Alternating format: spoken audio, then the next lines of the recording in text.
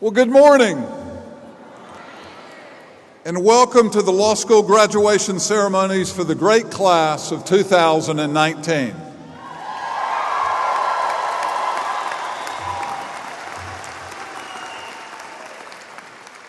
And happy Mother's Day for all the mothers.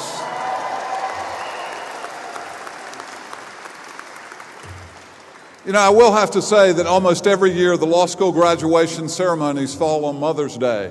And for a long time I felt sort of bad about that. And then it occurred to me that what better way to celebrate Mother's Day than to see your child graduate from law school?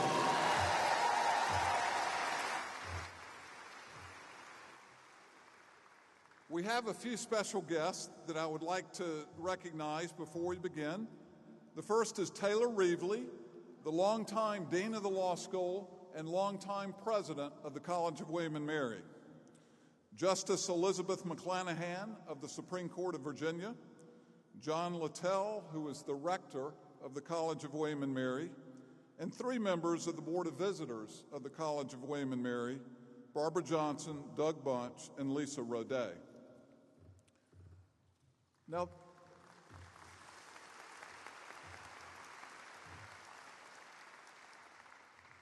Now, this is the 240th anniversary of our law school. We were founded in 1779 as the first law school in America. Now, our students know the history of the law school, but many of our guests do not, so I'm going to take just a minute or two to tell you a little bit about the history of the law school, because it's very important for the guests and the family members to get a sense of the ethos of William & Mary Law School, because those early years are important to who we are today. I want you to come back with me in history to 1779. Now, what's going on in 1779? Well, those of you who know your American history know that we're in the heart of the American Revolution. How's it going in 1779? Not too well. If you were going to place a bet on who was going to win the American Revolution, you'd be betting on the British in 1779. George Washington is hunkered down in the north with a dwindling Continental Army. There's a massive British army that's arrived in the south. It's moving northward. It doesn't look good for the Americans. But there's a young governor of Virginia, graduate of the College of William & Mary. He's just been elected in his 30s. His name is Thomas Jefferson. He's an optimist. He thinks the Americans are going to win the revolution, and what he's focused on is how, after we win the revolution, will we make the transition as a nation from government by monarchs to government by the people. And Jefferson decides that we need a cadre of leaders that we can develop who will exercise public virtue, which is to say, putting the needs of the community and the nation ahead of private self-interest. He thinks the best way to prepare those leaders is to establish a law school, that lawyers will provide a particularly significant role in the new nation. And so he turns to his lifelong great mentor, George Wythe, to carry out this vision of a law school here in Virginia, William & Mary Law School. And so that's how we're founded. The law school is extraordinarily successful in its mission. Tremendous number of the early leaders of this country were educated at William & Mary Law School, again in the spirit of public virtue that we need to help the nation move forward as we make this experiment in self-government. So today, we're far removed from those 240 years ago, but we still have an ethos at our law school about the importance of serving, about the importance of taking into account the greater good. We refer to it as being a citizen lawyer. You'll hear a lot today about being a citizen lawyer. It ties in directly with our forebears in 1779. This mission of being a citizen lawyer is written into our DNA. Now, today is a great day of celebration for our graduates. We have two groups of graduates who will receive their degrees today. One group will receive the JD degree. A second group who were already lawyers when they came to our law school, but from different parts of the world. They will receive an LLM degree in the American legal system. This year, our foreign LLM students have come from the following nations around the world: Belarus, Bulgaria, China, Colombia, India, Nigeria, Qatar, Saudi Arabia, South Korea, and the United Kingdom.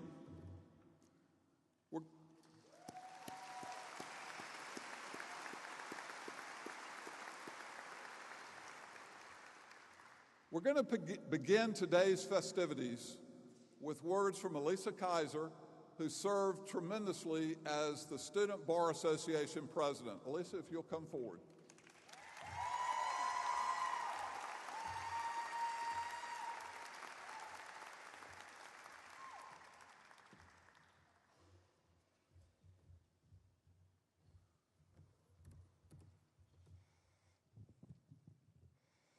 Good morning. Honorable Chief Judge Gregory, Dean Douglas, esteemed faculty, family, friends, and my fellow graduates. Welcome, and thank you for joining us this morning. We're so happy to have you with us to celebrate our achievements and what is hopefully our last graduation. 3 years ago, myself and the rest of the class of 2019 all came to William & Mary hoping to pursue our passions and build upon the hard work that led us up to this point.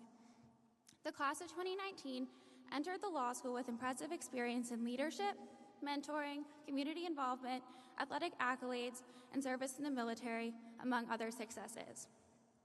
I think for many of us, though, it's fair to say we did not know exactly what the law school experience would look like and what we would be able to accomplish during our time here. At first, cold calls make you nervous, and the reading never seems to end. But then you begin to realize that law school is so much more so defined by the experiences you create for yourself in the pursuit of becoming a citizen lawyer. Each of us found our passion and pursued it full speed ahead. Members of our class have successfully represented our school at international and national competition team tournaments, served in leadership roles in student organizations and academic journals, engaged with the greater William & Mary community through public service, among other things. Each success, no matter how big or small, was well-deserved. Since we started school, we were always told the legal community is smaller than you would think. Based on my experience at William & Mary, I hope that sentiment rings true. Each member of our graduating class is disciplined and inspiring. We have challenged each other outside of our comfort zones to experience personal growth, overcome our fears, and gain the confidence needed to take on our future endeavors. Class of 2019, let's thank ourselves for always engaging with one another and the friendships we've made along the way. We must also thank our professors, who have constantly challenged our perspectives intellectually in the classroom, served as mentors for important life decisions, and were simply always there to give us encouragement when we needed it. To the alumni that have come before us and have eagerly provided us advice when we asked, and maybe even bought us a cup of coffee too, thank you.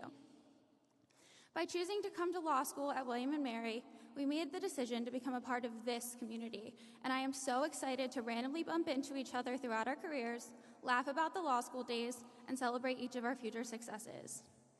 Finally, to our support systems, thank you. Our moms, dads, grandparents, spouses, loved ones, siblings, and friends. We realize that these past 3 years have also probably been a little stressful for you too.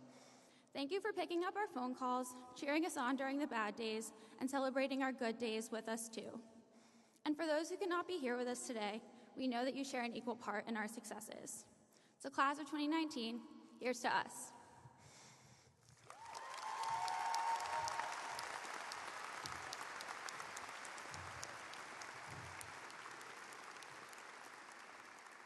Thank you, Alyssa, and thank you for your leadership of your class. We will now receive greetings from one of our LLM students, Suleiman Atawajuri, who is from Saudi Arabia. Suleiman, if you'll come forward.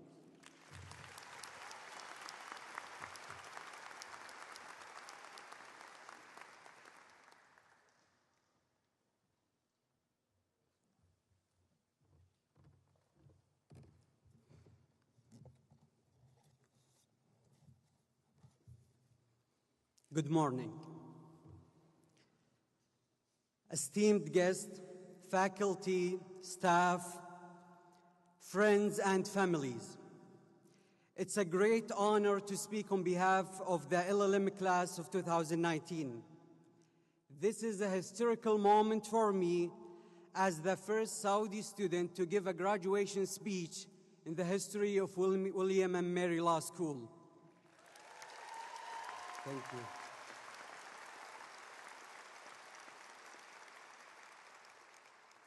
And also, it's a historical for me as this is the first time I have given a speech in English.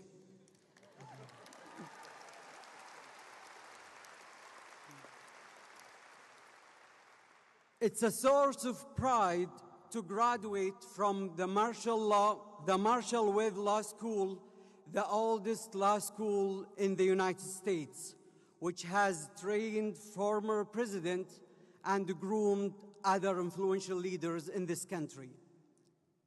As LLM students, we came from different countries, backgrounds, and cultures. We helped each other, faced challenges together, shared knowledge, taught one another that giving and cooperation is what helps us achieve our goals and ambitions. As if we were in one boat, everyone worked hard until the boat arrived safely today to celebrate the graduation together. At this legal institution, we learned various practice areas of law, including civil, criminal, and business law. But we also learned the love of law, love of helping others, love of initiative. It's the love of law that governs all these laws all over the world and doesn't need a particular language or legal system. At William and Mary, we have been taught by competent professors who provided valuable knowledge and legal training to us so that we can confidently return to our countries as a capable citizen lawyers. We may have had preconceived ideas of America and what life here may be, but I believe that our different backgrounds and experience at William and Mary has allowed all of our impressions to change. It's my hope that the contributions of the international students have been fruitful to this school or to this university, as well as the other members of the graduating class. This journey toward achieving our goals and conquering our fears is unforgettable.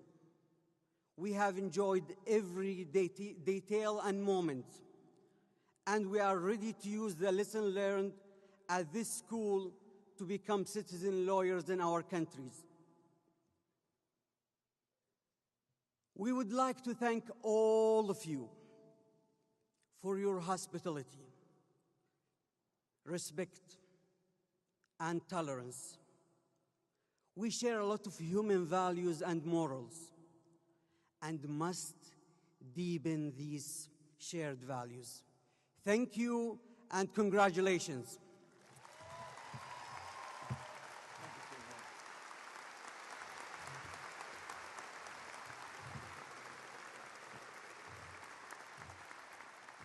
Thank you, Suleiman, for those wonderful words. Each year, the graduating class expresses its support for the law school through a class gift fundraising effort for the purpose of making the experience for future William and Mary students even stronger. I'd like to invite the co-chairs of the 3L Class Gift Committee, Alyssa Kaiser, Eta La Paz, and the chair of the LLM Committee, Pollyanna Turner Ward, if you will come forward and tell us about your great results.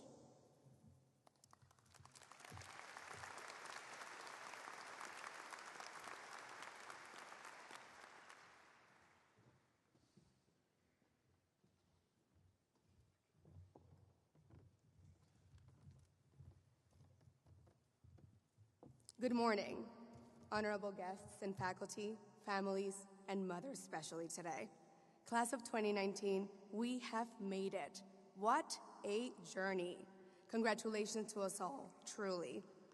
This year,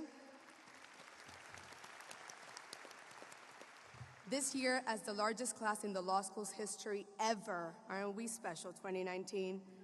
We surpassed our 90% goal of student participation for the class gift and had 93% participation. If you were a member of the class gift committee, can you please stand?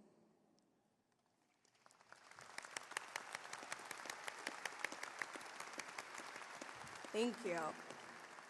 I hope that as we reflect on our time here, we continue to help pull it forward. Today, we're officially William & Mary graduates and will be known as such for the rest of the days. Today, we sit on the shoulders of giants who came before us, and it takes all of us together working to make this place the best that it can be. So, as we commence our careers, after, that thing called the bar that we need to first pass, we accept new obligations, standards, and principles. So keep calm, class of 2019, and let's pass this bar exam. Congratulations.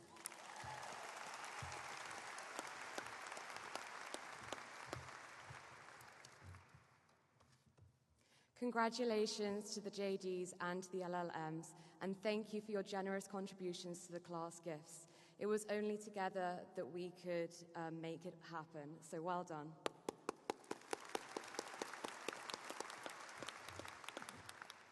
It is wonderful to see so many supportive friends and family here today to support us as we complete our legal studies together.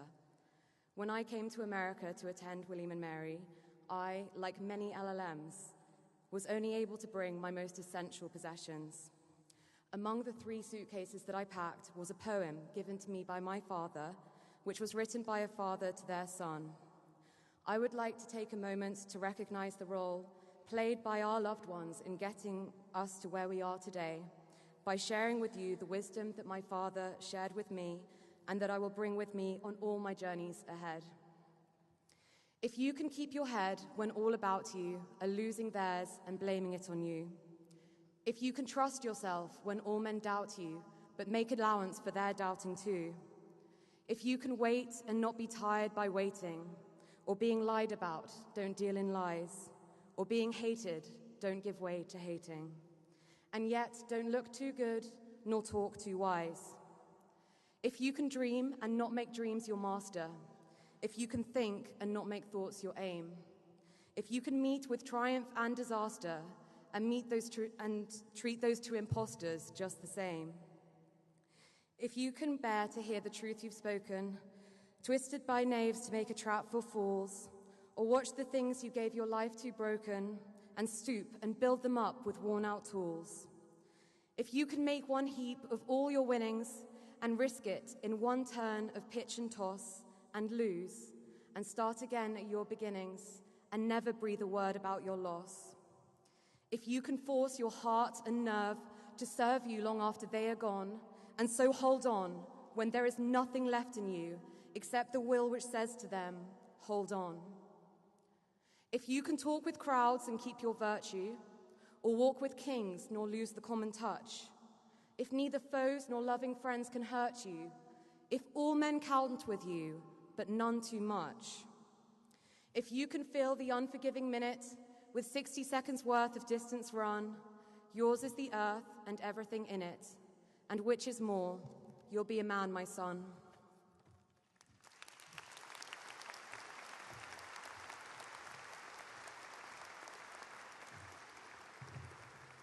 Well, thank you very much, Alyssa, Eitzah, and Pollyanna. And thank you for those wonderful class gift results. They are truly important to the law school and to the next generation of William & Mary Law students. Now, the law school conferred many awards yesterday at the awards ceremony. We have a few more to present today. We will begin with our Citizen Lawyer Awards. As mentioned, the original mission of the law school was to educate citizen lawyers, to train people who would be not only skilled practitioners in the law, but, would also serve the greater good with their legal talents. We have 2 Citizen Lawyer Awards that we will confer today. One is for a younger graduate. This is actually a new award that we established a few years ago with the vision that becoming a citizen lawyer is not something you need to do late in your life. It's something you can do immediately early in your career. So the first Citizen Lawyer Award is for a young graduate. And the second Citizen Lawyer Award is for a graduate, a more senior graduate. First, for the younger graduate, known as the Taylor Reevely Award, the former dean of the law school and president of the College of William and Mary. The Reevely Award is conferred on a person who has graduated from the law school within the last 10 years and has engaged in significant service. This year's winner of the Reevely Award is Jennifer Eaton, who graduated from our law school just in 2014. Jennifer, I'm going to ask you to stand up and make your way here, and I'm going to say some nice things about you, and then we're going to invite you to speak.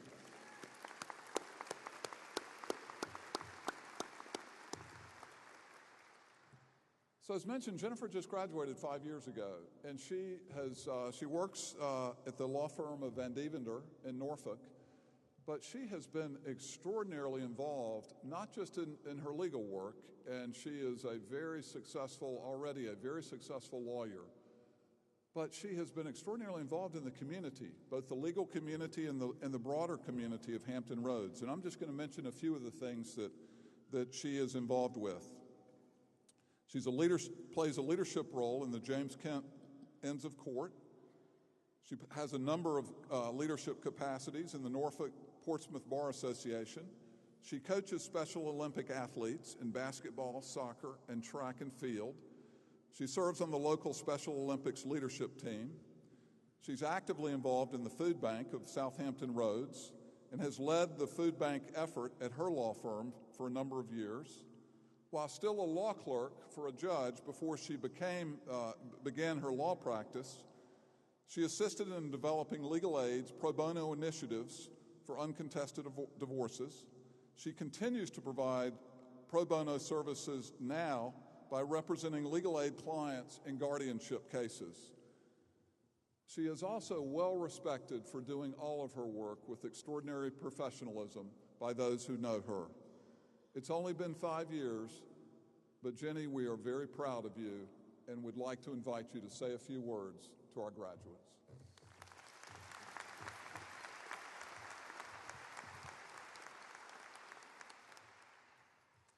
Thank you, Dean Douglas, and good morning, graduates.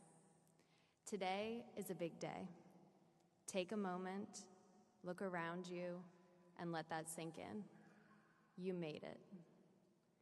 Even as you enjoy this beautiful, albeit rainy day, I know you are already thinking about what lies ahead in the coming months after you pass the bar exam and start your days in the brave new world of legal practice.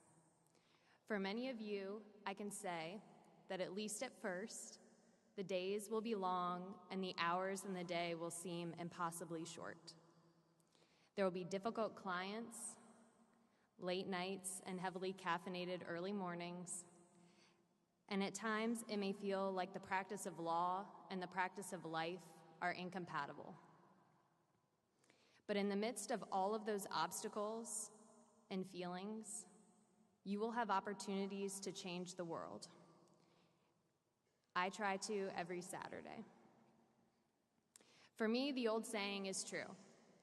Those who can't play, coach. My athletic ability is almost non-existent. And just to give you an idea of how bad of an athlete I am, during my summers in law school, I clerked with my current firm, Van Deventer Black, which historically had a very good softball team.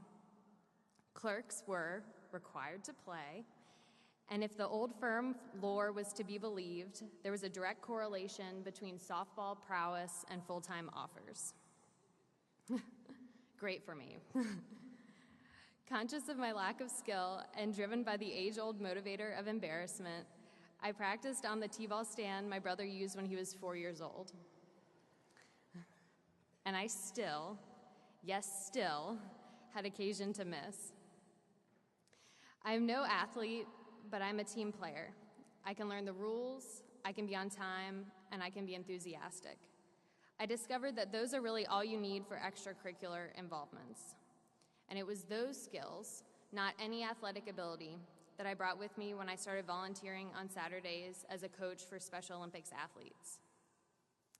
For those unfamiliar, Eunice Kennedy Shriver founded Special Olympics in 1968 and used the universal language of sports to showcase athletic skills and abilities of individuals with intellectual disabilities.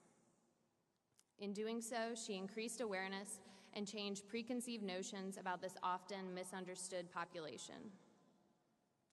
I am confident that at least one of you will live to be a Eunice Shriver.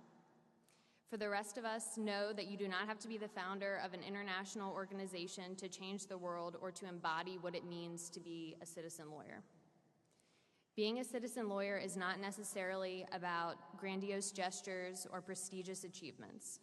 It is simply a day in and day out lifestyle of service.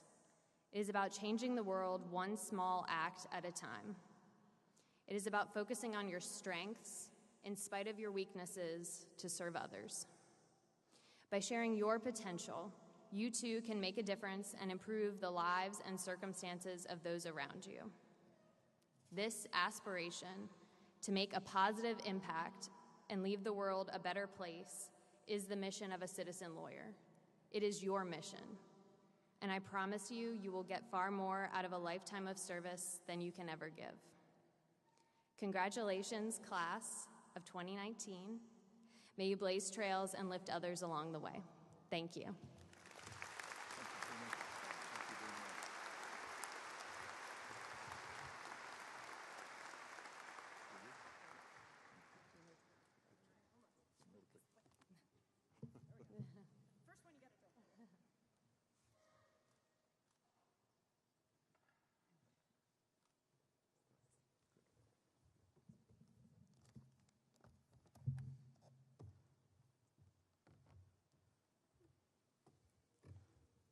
Our next award is the highest honor that the law school confers on one of our graduates. This year's citizen lawyer is Robin Dusek. And Robin, I'm going to ask you to stand, but I'm going to also say a few things about you before I hand you the microphone. Robin graduated from the law school in 1998. She is a very successful reinsurance lawyer in Chicago. She's a partner at Saul, Ewing, Arnstein, and Lear. On multiple occasions, she's been designated an Illinois super lawyer and has been named to the Chicago Magazine's top women's attorney list and outstanding young attorneys in Chicago. So she's had a great career as a lawyer. But that's not why we honor her today. We honor her for another part of her life. In 2009, very successful career, everything going well, Robin took a trip to Africa and caught a vision. And the vision was to establish a nonprofit organization setting up schools in Western Uganda. She established this nonprofit called Educating Africa's Children, which now has close to 900 children being educated. And it plans to expand into other countries. Let me tell you what Robin has said about this work and what it meant to her. When Educating Africa's Children began in 2009, it was my dream to give children an opportunity to have access to a good education despite the circumstances of where they were born or who they were born to. That still remains my dream. But I realized I was dreaming too small. I didn't dream that a computer lab made up of donated laptops would be made available to the school and allow the students and people in the village to learn basic computer skills. I didn't dream that the school would bring doctors and pilots and bank managers and politicians and nurses and lawyers to get the children excited and dreaming about a future they could not have known of. I didn't dream that a women's group would be started by a group of school administrators for to the poorest mothers and grandmothers to provide them with some basic skills that they could use to make a little income. And then a couple of years later, that would transform into a catering group that now hires others in the village as well. Although I knew that education was important, I didn't dream enough. Education gives hope that transforms lives. Robin Dusek, it is our great pleasure to confer on you this year's Citizen Lawyer Award. Will you please offer a few words?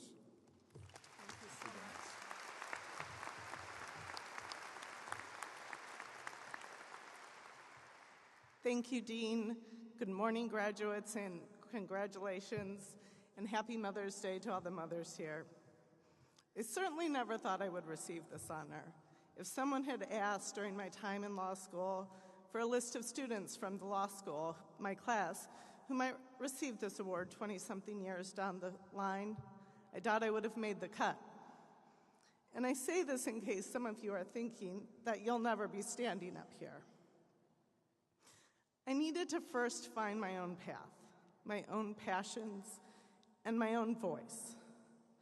Where that has led me hasn't always been straightforward or predictable. I'm part of a team of women starting a new political action committee in Illinois that ensures women have the support to get involved in politics and that issues important to women don't get erased from the conversation. I've taught others how to make their voice heard in the legislative process. At work, I speak up about gender discrimination and harassment I have dealt with throughout my career, with the hope that educating others that it actually does occur will make the future easier for women who follow me to navigate, for all of you.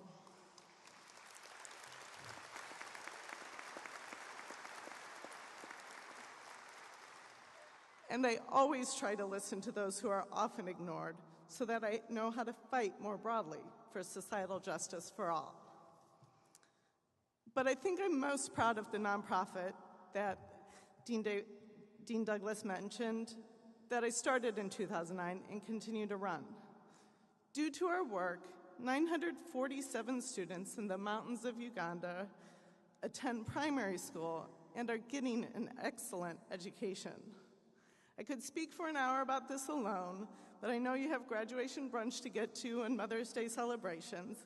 And the most important part of this story, as it pertains to each of you, was that I heard about a need, thought someone should do something about this, then thought I could do this. And before anyone talked me out of it, I decided to take the necessary steps to start a nonprofit to make it happen. I have long thought that if everyone lived their lives with more intention and gave thought to what they might do to make the world a better place, the world would be pretty great. But many people never or rarely think about what they can do. We all chronically undervalue our own voice and our power to make lasting change. But going to law school and practicing law trains you to recognize problems, identify possible solutions and opportunities, and to navigate systems. I don't know how long it took me to realize this, but what I do for clients, what I am trained to do, what you've been trained to do, is figure out how to navigate systems. It's not just about the courthouse, but it is much broader. What all this means is that you as lawyers can do is often far more reaching and far more impactful than what many others can do. You also may be more willing to confront injustice when others shy away. You've probably already realized this, but you're probably a little more comfortable with conflict than most. Don't squander these traits. This isn't meant to be a monastic challenge, but rather simply a call to check in with yourself regularly and ask yourself if there's something you can do that you are currently not doing. Because when someone really should do something, that someone just might be you. Congratulations.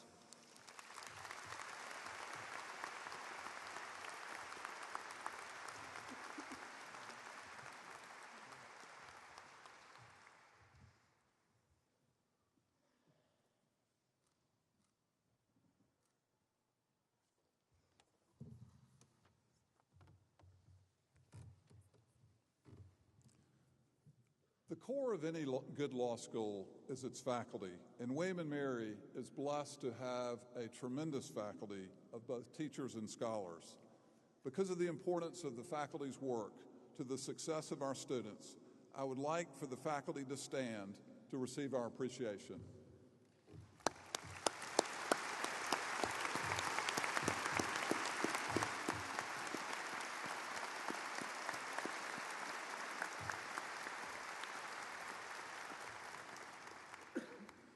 Each year at graduation, we confer 2 teaching awards. The first award is the Walter Williams Award, chosen by the graduating students themselves. The faculty who received this award is in memory of one of our great professors, Walter Williams. Alexandra Mays will present this year's Walter Williams Award to one of our faculty members. Alexandra?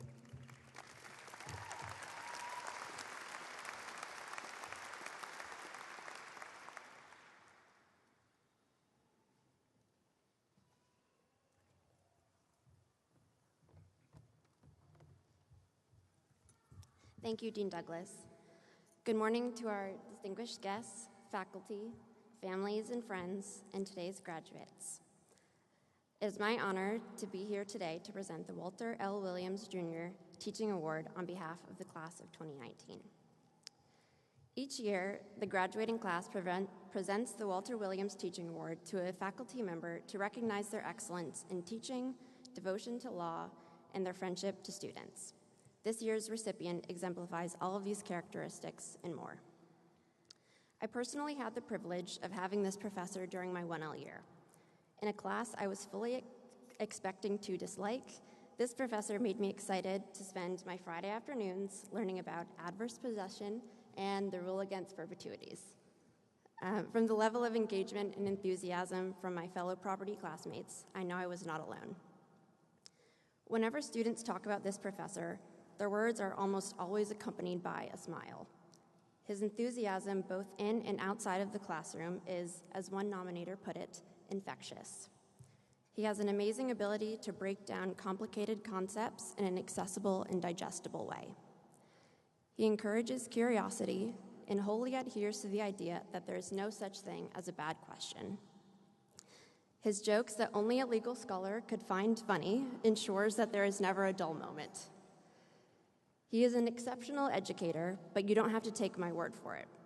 I challenge you to find another law school professor in the country who has a wait list for trusts and estates as long as his. This professor's devotion to his students is just as evident outside of the classroom. During our 1L year, he made an effort to sit down for lunch with all of his students in small groups. The amount of time he took out of his schedule to get to know each of us personally is a testament to his commitment as a professor and as a mentor. He has a genuine interest in his students' well-being and their future successes, and actively seeks out opportunities to serve and assist them at every step of their career. If us graduates pursue our future legal careers with half the passion that this professor displays in and outside of the classroom, we will be serving the legal profession well. With that, it is my great honor to present the Walter L. Williams Jr. Teaching Award on behalf of the class of 2019 to Professor Thomas McSweeney.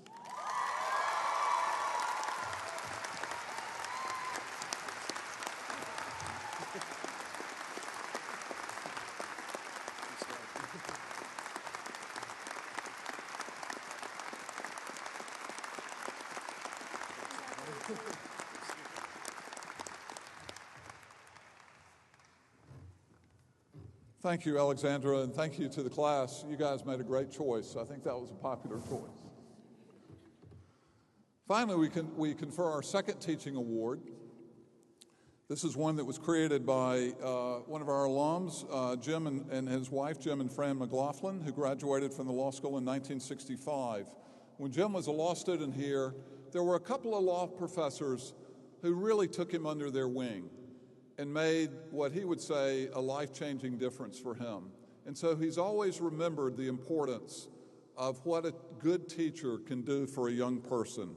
And the McLaughlin Teaching Award has come to be because of that what he had learned and experienced as a student.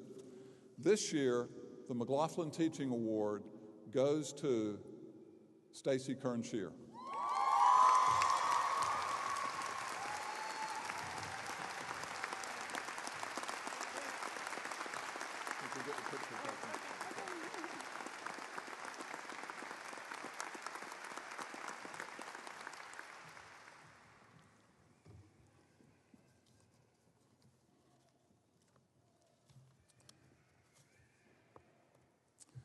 Yesterday, we recognized the accomplishments of many of the students at the award ceremony, but we do have a few more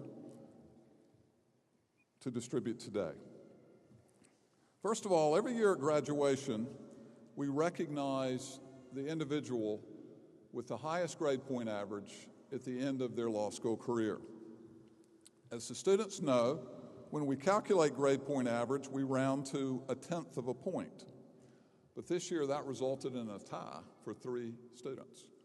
So we took it out to 100th a point so that we could name one student who had the highest GPA. And I'm going to ask this person to stand, the person with the highest GPA this year in the graduating class, Bethany Fogarty.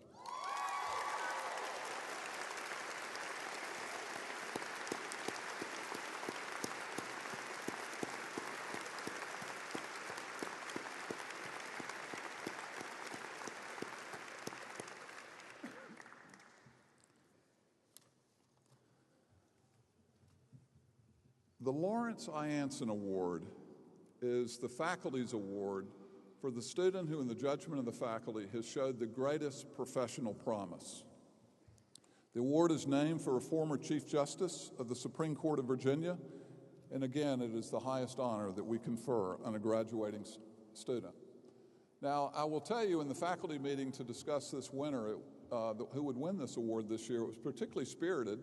There were lots of names that faculty argued for because there was a great group of really outstanding students. Ultimately, the faculty decided to award the I. Anson Award to 2 students, and I'm going to ask them to come forward. Noah Chauvin and Corey Hall.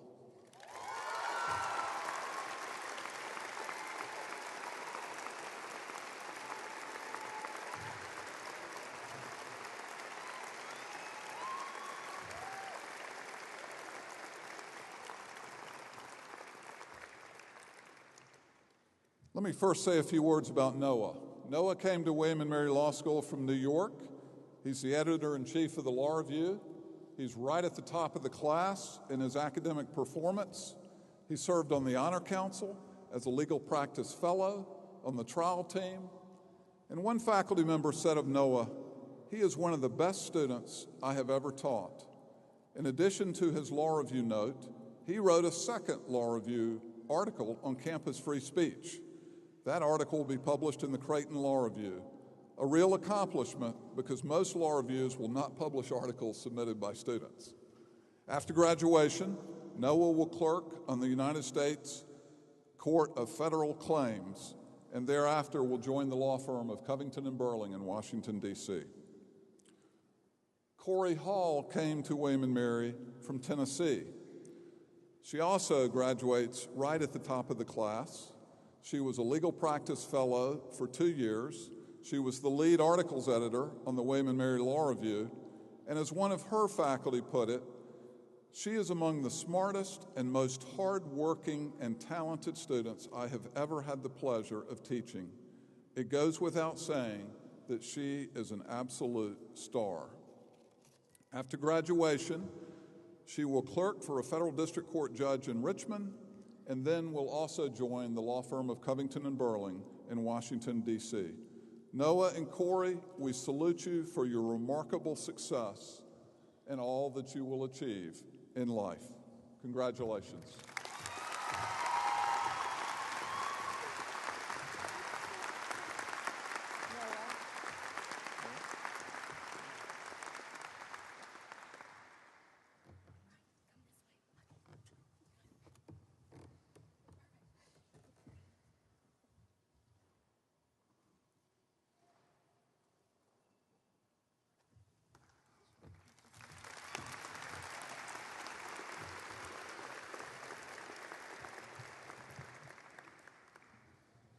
We now confer 2 awards to students that recognize outstanding service.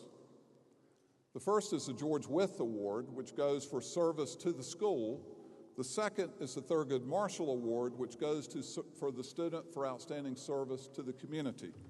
We'll start with the George Wythe Award, which again goes for outstanding service to the law school community. As many of you know, Wythe was one of the most remarkable lawyers of the 18th century, and he was our first law professor. Students participate in the selection process by making nominations. The George Wythe Award this year goes to Elizabeth Lester Abdallah.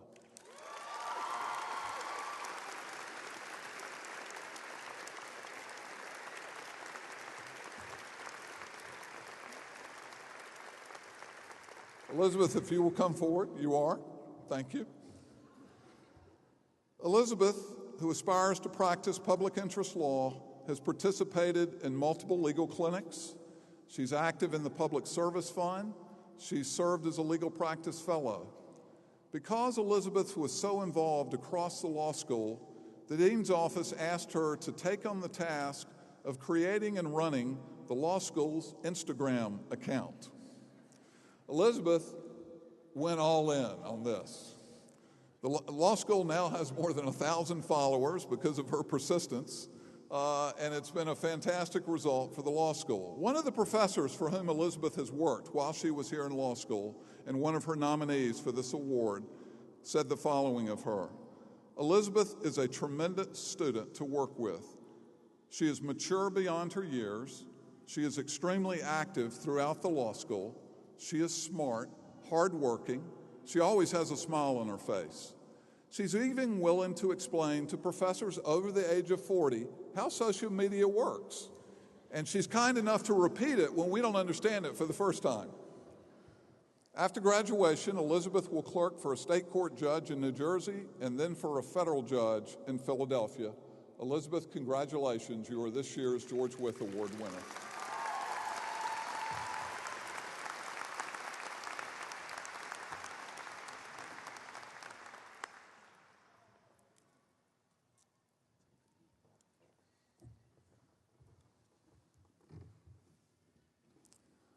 As mentioned, the Thurgood Marshall Award is given annually by the William & Mary Law School Alumni Association, and it goes to a member of the law school community who has showed a powerful commitment to service outside of the law school. This year's winner, and I'm going to ask him to come forward as I speak about him, is Zachary McDonald.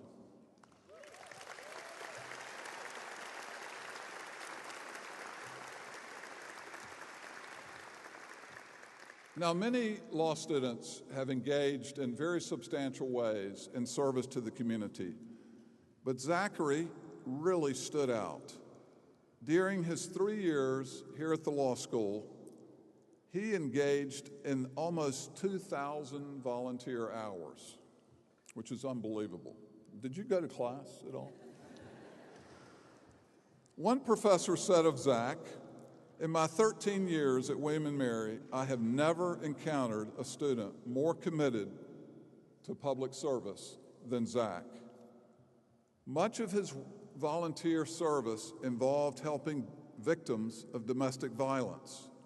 He also played a major role in helping to restore the voting rights of those who had lost their voting privileges because of incarceration.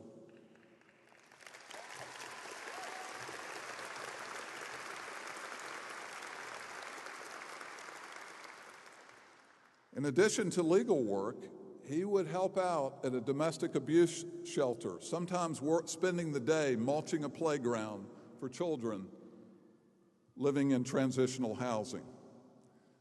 Now, each year, there's an award given called the Oliver White Hill Award for pro bono service. It's conveyed on one law student of the 8 law schools in Virginia. The award will be conferred this summer at the State Bar meeting, but it's my pleasure to announce today that the winner of that award is right here, Zach McDonald.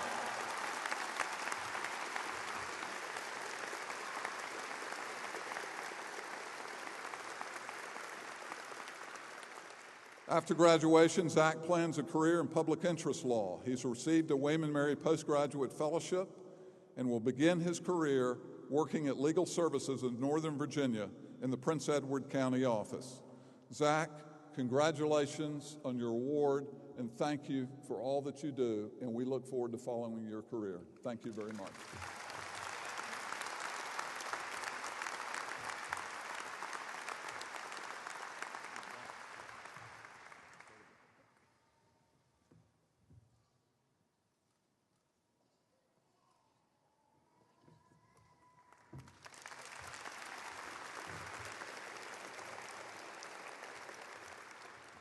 Finally, we come to the John Marshall Award.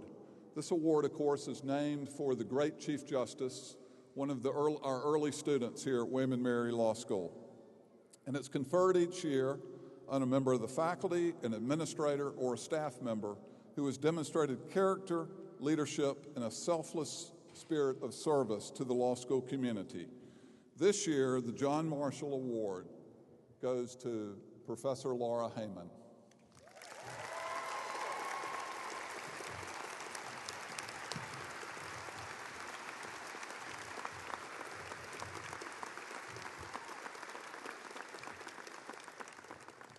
So Professor Heyman has done it all at William & Mary Law School.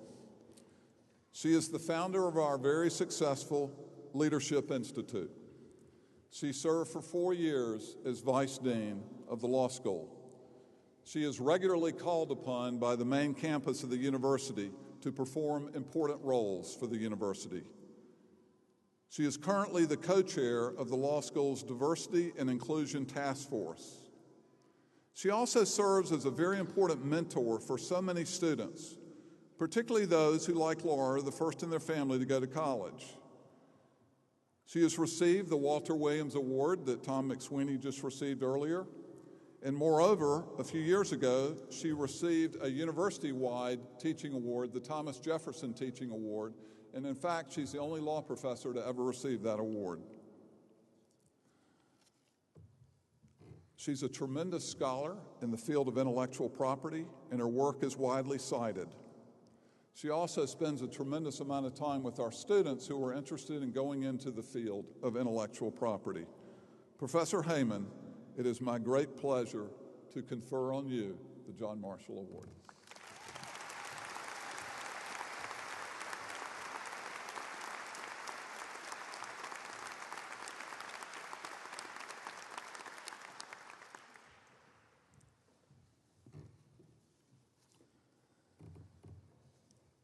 So now it is my great honor to introduce our graduation speaker. Let me say at the outset, the tradition at William & Mary Law School is the graduation speaker is chosen by the students, and they have made a brilliant choice, the Honorable Roger Gregory. Roger Gregory is the Chief Judge of the United States Court of Appeals for the Fourth Circuit. He grew up in Petersburg, Virginia, and graduated from the Virginia College and of the University of Virginia.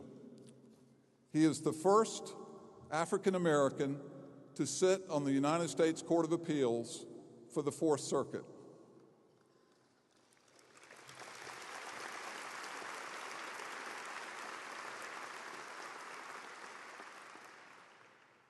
President William Jefferson Clinton appointed Gregory to the United States Court of Appeals in a recess appointment in 2000.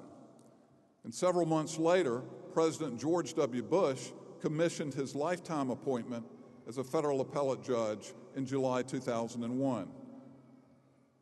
Judge Gregory is the only appellate judge in American history to have ever been nominated by presidents of both parties.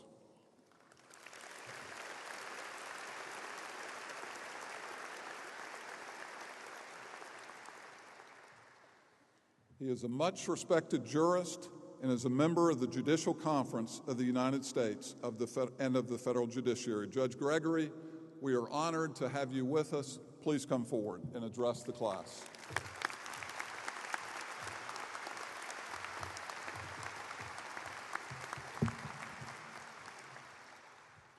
Thank you, Dean Douglas. You have established protocols, so I certainly won't go through that. But I must say, I have to recognize the former president of this great university, Taylor Reevely.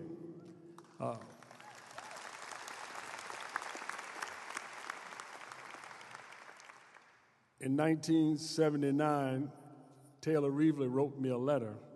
That letter was to extend an offer for me to be an associate at Hunton & Williams. I was working in Detroit. Thank you, Taylor.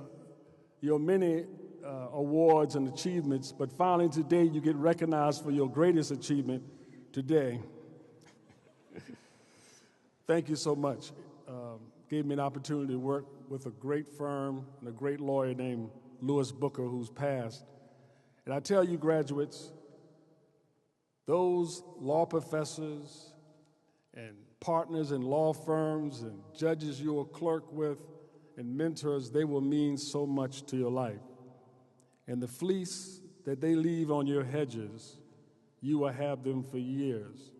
So that every time you think yourself, maybe your head gets big, you just look down on the cloth of the apparel you're wearing, and you will see that fleece, and you're reminded that so many made that sacrifice for you.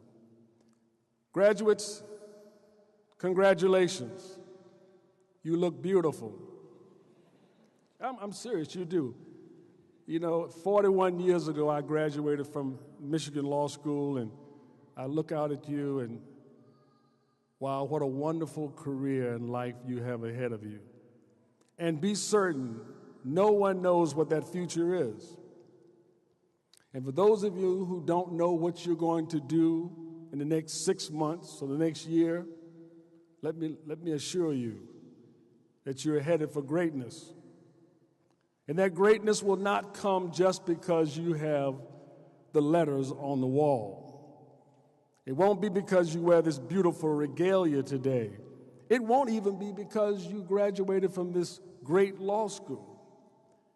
It will be because there's something inside of you that will not allow you to rest until you have done all of those things that are necessary to carry out the true meaning, the founding principles of this university, some 12 scores ago, to make a contribution. And you heard the names. Thomas Jefferson studied here. John Marshall. You are in their footprints. Now, I don't mean to put any pressure on you now that you have to achieve to such heights, but know this, you have the ability to do so, and you have a chance to do so. The question is, what will be your choices? All of you are looking for answers. We all do. Some 65 years later, I'm still looking for answers. But the measure of success is not finding the answer. Remember, the measure of success in your life will be how and where you looked for the answers. I'm going to say that again because that's got to resonate. It's not finding the answer. The key to success will be how and where you look for the answers. Will you look for it with integrity? Will you make no compromise with anything less than honorable? Will you look for it in nobility? How will you look for it, and where? Will you only look in the high places where people of power and authority? Or will you find places that are low, people who are dispossessed, those who are disinherited, those who still have faces at the bottom of the well, as Professor Derek Bell said? And their reflection reflects up and looks at us and always saying, what does the rule of law mean to me? And I look at this mace here and the young woman who was carrying it. She was very kind. She said, Judge, would you like to hold it? I wouldn't dare hold it because that was the marshal's authority. But think of this as the rule of law. Just like that mace led you in here today, let the rule of law be your cadence. When others dance to another tune, when others find music that is inconsistent with justice, when they deal with undemocratic principles, do not be carried away by it. But I want you to walk at the tune of justice, no matter how dim or distant that call might be. Don't listen to the discordant voices of those who will ask you to move forward for quickness and to substitute integrity for power. No, you must be committed to something more than that. And there's another, that was 79, I talked about Taylor Reevely. Another thing I want you to remember, you're going to be blessed to do some things and to avoid some situations that you have no control over. But remember, you have a responsibility. In 1959, 60 years ago, I started school in Petersburg, Virginia, little first grader. But you know what? If I had been born about 60 miles to the west, that would have been Prince Edward County, because 1959 is the year they decided to end public schools in response to Brown. And for 5 years, many African Americans went without any public education. I didn't avoid that because I was better. There was something grandiose about me. It was just a matter of geography. I want you to remember that. Don't distance yourself just because you have success and someone just on the other side of the line doesn't. I want you to step on the other side and say, I will not be satisfied until justice rolled down like waters.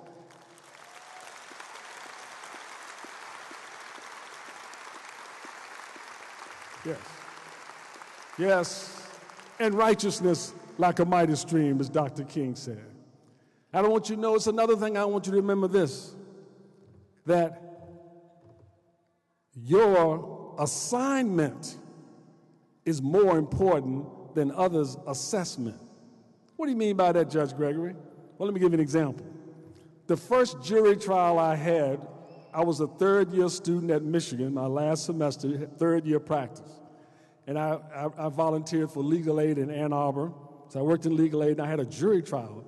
Obviously, some wrongly treated students, landlord and tenant, and I would have that case. But guess what happened? I'm standing there before the judge, and before I can say one word, he looked at me, he said, listen, I don't want you in my courtroom. I said, well, I don't think he knows me. I'm just in school, just down the way. But anyway, and it was because I don't think he wanted students in his class. And he told them, sit down. And the lawyer who was required to be there said, you try the case. And he said, no, I can't try this case. Mr. Gregory is the only one prepared. And, judges don't like their jury's days to be messed up. So he says, all right, I'll let him go forward. But if he makes one mistake, I'm going to sit him down and you better try it. You see, you have to go forward because my assignment was to represent my client. I had a jury trial waiting, but his assessment was that I wasn't worthy. But listen, you have to step in your time and your season, no matter what a person say and how they may address you, because this is your assignment. This is your assignment. This is your assignment. And I want you to know that when you look for those questions, remember this, what Thomas Carlyle said. Every good question starts with this: what needs to be done? What needs to be done? That's the first thing. And he said something else. Perfection is the enemy of good. You know that, don't you? People say, well, I would do it if I was great, if I had those grades, if I had those accolades. No, no, no, no, no. Carlyle said that the mission in life is not to see what lies dimly in a distance. The mission in life is to do what is clearly at hand. You see what needs to be done. You see that with all the lawyers in America, you know that the access to justice gap is wide, and it's getting wider. Those who don't have appropriate legal representation is getting wider. How could that be? It doesn't make any statistical sense. It doesn't make any philosophical, any moral, any theological sense, or whatever you want to put it. But that is a conundrum that you will have to answer. So you must apply methods of art and science and law, and how can you do this? How can we find new ways? And I hope you to do it your way, but I hope you will still have it in the same spirit that founded this great law school. Did I tell you that you're aristocrats? Oh, you want to go home tonight, you just say, look, I'm an aristocrat. No, because that's what de Tocqueville called us. And when he did his Democracy in America, he said that lawyers represented an aristocracy, not by birth, but by your training. And that when people get carried away with their passions, you direct them to the rule of law. And that's your service to democracy. People have to feel they're included. And this gap in justice and disparity and all of those things, we look at the sentencing and those matters that still make us wonder how we can be better. Your generation, you must resolve it. And I must say, my generation has left things on your plate that should have been taken care of. So today, the plate is still full. But you know what? But you are qualified. And I still believe in you because I see your wonderful work in law clerks every day. You're brighter and smarter than we were. You, as Tennessee Williams said in The Glass Menagerie, he tells us to blow out your candles because the world is lit by lightning. You are the lightning, and you will be the thunder that will sound and that will roar, and that people will come and go and understand all of those great things and all of those abilities. So I want you to rise above the labyrinth, that maze that puts you in a cell and you can't rise above, so you can see all of it, the entire structure, as if you were above. And then all the separate parts begin to lose their separateness. All the separate parts lose their separateness, that everybody feels included. Somebody has to be blessed because you graduated today. Someone has to be blessed. And you know what? You don't know the person, but there's somewhere out there in the world, you're going to meet someone you don't even know, and they're going to be saying that I'm glad she or he went to law school because there's something about them that made them so great and wonderful. And I'll tell you this, the people you see cheering you, never underestimate the power of family. I'll give you one quick anecdote.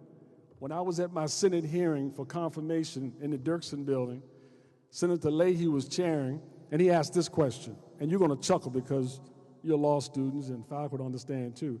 He said, I was on the court recess, he said, Judge Gregory, if the Senate were to confirm you for a lifetime position, would you follow the doctrine of stare decisis? Well, that's the easiest beach ball question in the world. What am I going to say? Well, no, Senator, I think I would just, make this thing up and kind of go along and do a little freestyle at the mic. Obviously, I would. But here's the thing. My hearing was on C-SPAN.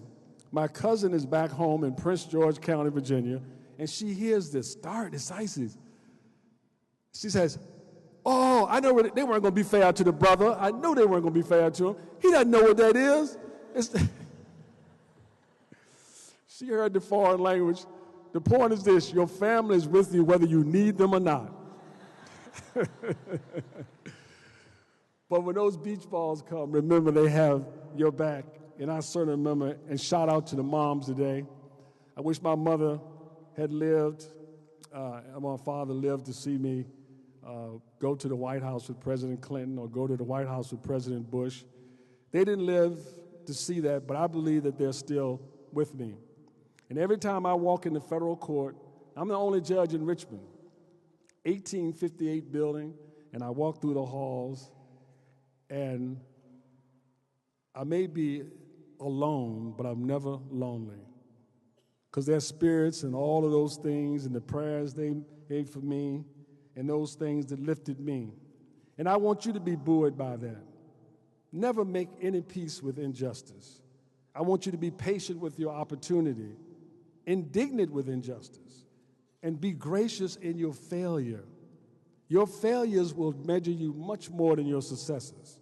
The way you stand up, the way you continue to go forward, the way you insist on doing what you have to do. And I'm going to close now, but I want you to remember this. You can go to medical school and be a great physician and know very little about healing. You can go to divinity school and be a great theologian and know very little about faith. And you can go to law school and graduate and become a great lawyer, but know very little about justice. You see, healing, faith, and justice is more. I want you to be the more. I want you to be the more in understanding that.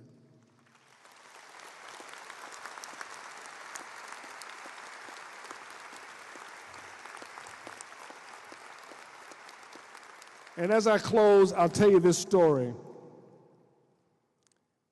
It's the thing that grips me so much. When I was 10 years old, and no matter what happens in America or in the world, I received a light that nothing could dim it. No matter what people say in the faith of people, regardless of their race, their color, their creed, and here it is. At 10 years old, I was at home alone. A boy at home, that's the formula for mischief, right? I injured my eye, and I'm not going to tell you how it happened. I'll just give you a hint. Stupidity on steroids. So my mother comes home. My mother looked at me and said, "What's wrong with you?" And I was really, my vision was blurring. I didn't want her to know. And she said, "Something's wrong." Long story short, she calls her friend. My father wasn't at home at the time, so she didn't drive. So she whisked me to the hospital in a cab. So I go to the hospital and look at my eye in the ER, and they said, "Oh, he's fine." And they're about to send me home. But this is what I want you to remember. There was a young white physician who just happened to be coming through the ER. Now, you have to give me some poetic license about this because I don't know this, but maybe he had just finished a 16-hour shift. Maybe he just wanted to get home because he had finished his case. His rounds were finished, but it just so happened by the alchemy of God's hand, he stopped by. He said, "Let me see that boy." And I'll never forget this. He walked in. He said, "This boy's eyeball is cracked. He'll be blind by tomorrow morning if he doesn't have surgery. They're about to send me home, y'all. Listen now." And when he said that, he said he needs to prepare him. And the nurse said to him, "We don't have any place for him." And he looked at her without a beat. He said, "Listen, this boy is going into surgery at midnight, and you better have a place for him." The next morning, I woke up. I'm in the bed, my mother and father by my bedside. I'm in a room that's almost as longer than twice the size of this platform, and there are 7 empty beds. You see, they had run out of space that was designated for me. That was before the 1964 Civil Rights Act. I thank God for people who worked hard to make that reality. I want you to put faith in it.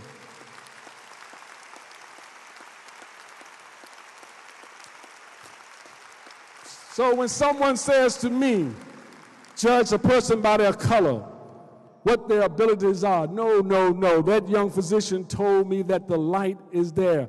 But I always remember this. Look how many people were turned back because someone told them they had no space. I want you to make room, and I want you to be surgeons at midnight. And when the world says there's no room and there's no place and the beds are full and the place designated for them is gone, I want you to say, "Yes, there is," because I know something about justice, and justice has room. God bless. God bless.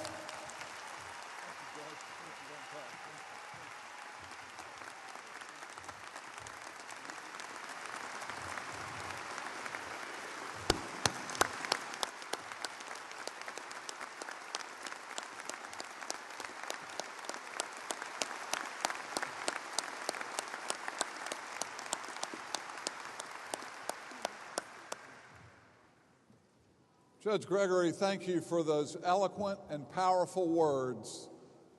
I almost feel like we're ready to call it a day, but we're not ready to call it a day. We now turn, of course, to the main event, which is the conferring of degrees on our students.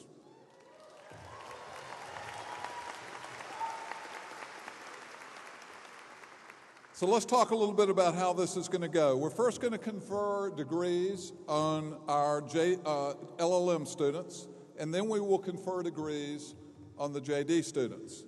Now, those of you who are here, family members and guests, you may be sitting there wondering, now what is it that I can do while this is going on? In other words, what are the terms of engagement here? Well, let me say this. This is a joyous occasion. It is an occasion of celebration. So frankly, you can do anything you'd like to do within reason. Anything from reverential silence to gasp of relief to boisterous applause, it's all acceptable. This is a day of celebration. So, if my team can come up, we will begin the distribution of diplomas.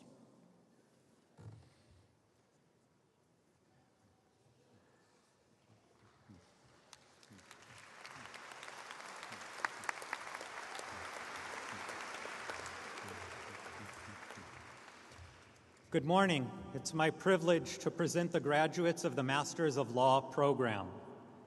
Maha Saad Al-Harbi.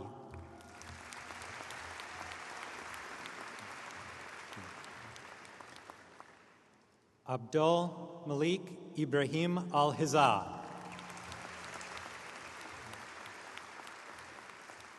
Obaid Hamayed Al-Jadani.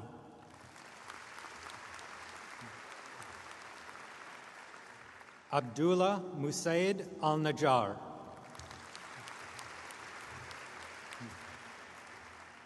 Sami Abdullah Al-Shari.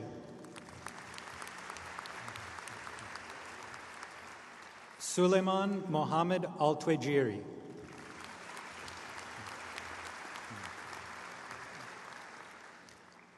Johnny Arboleda.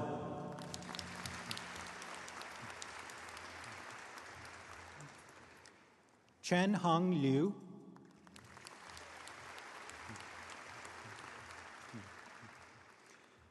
Zhu Tianshu.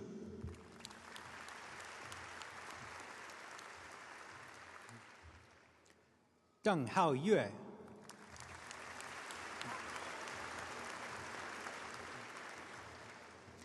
Fan Xiaohua.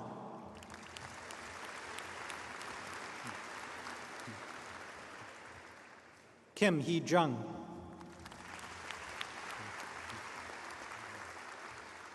Li Jiahu.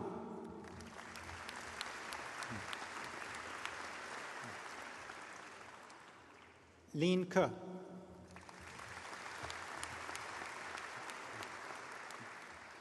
Liu Xun.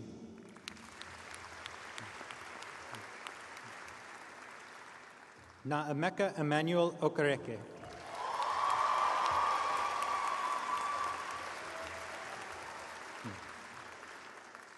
Pang Zi Quan.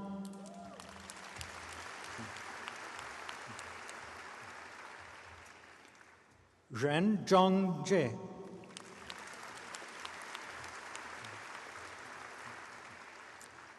Anna Sergeyeva.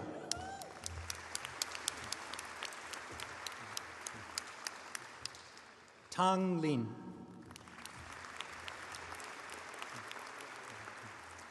Polly Treviso.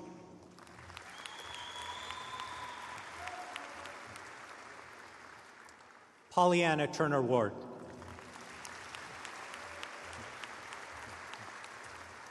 Leja Vakil.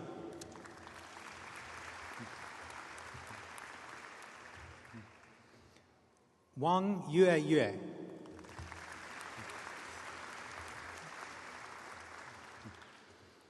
Wei Peng.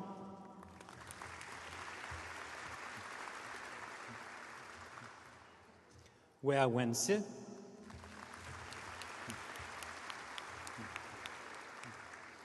Xie Xi Ran.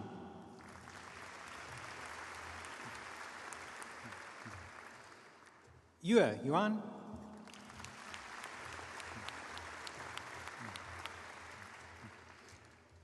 Zheng Shuajie.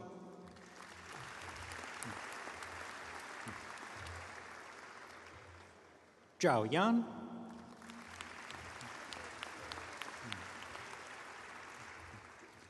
Zhao Zilin.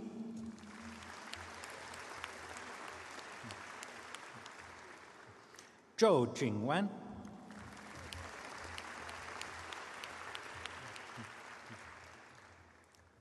Zhou Shuang Zhu.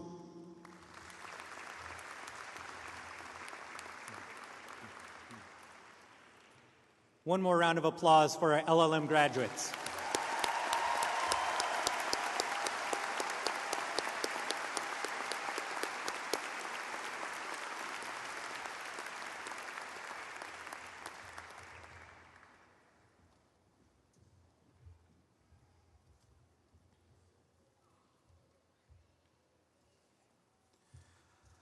Good morning and happy Mother's Day. It is my honor and privilege this morning to present to you the William & Mary Law School JD Class of 2019.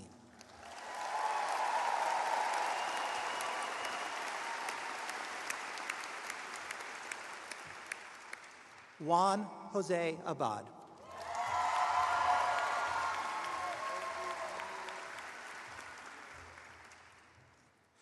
Hassan Omar Abdelhalim.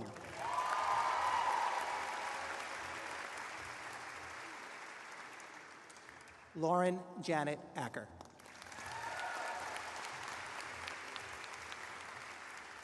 Michael Jane Alexander.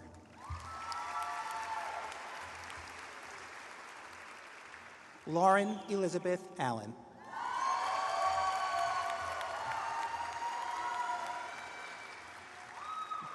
Zachary Ryan Allentuck.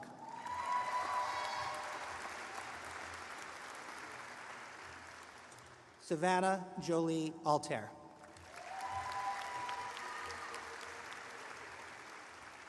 Stephen Matthew Andino.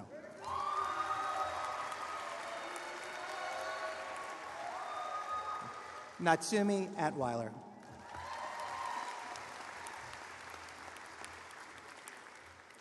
Chastity Lynn Bailey.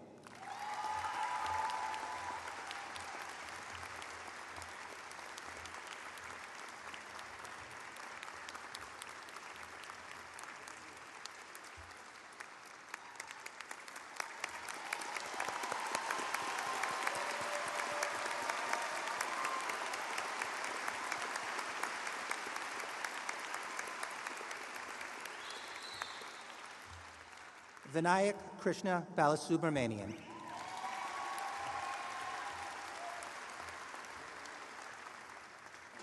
Adam Baldarelli.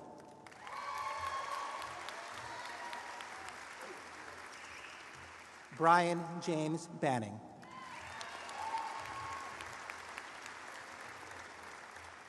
Aaron John Barden.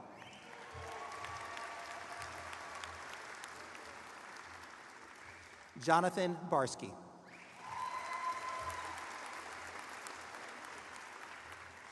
Dorothy Catherine Beck.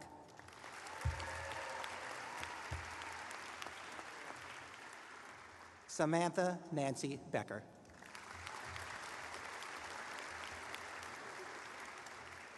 Brittany Besser.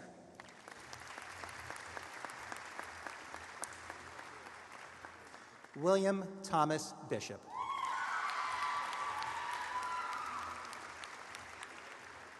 Samuel Jacob Blanton.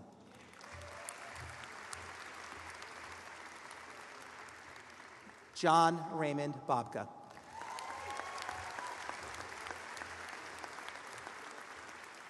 Curtis R. Boggs.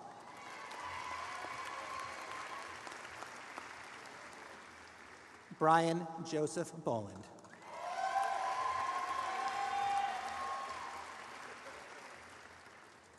Deronda Rochelle Bordley.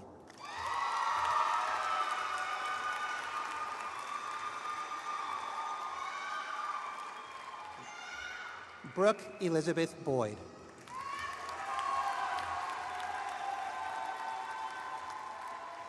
Cody Nash Brandon.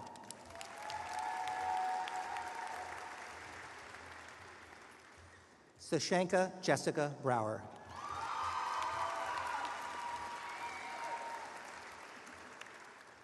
Manda Poma Brifo.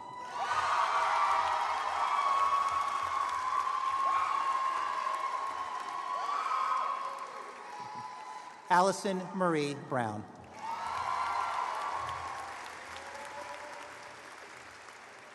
William Campbell Brown III.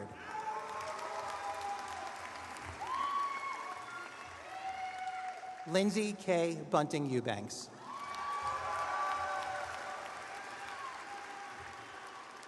Nathan Thomas Burchard.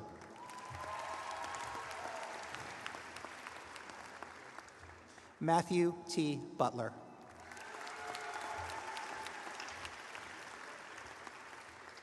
Joseph Alexander Cahoon.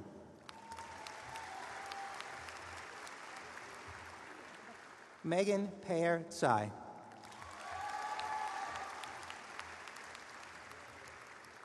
Jacob Allen Kane.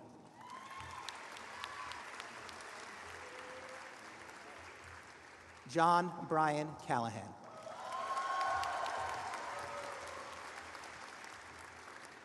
Jennifer Stafford Carroll.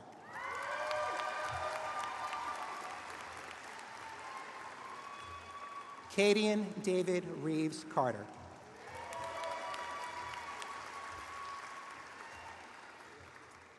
Nicholas John Catalano. Sierra Lynn Chambers. Noah Clayton Chauvin.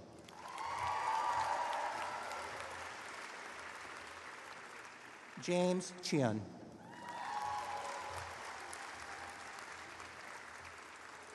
Daniel Jacob Cohen.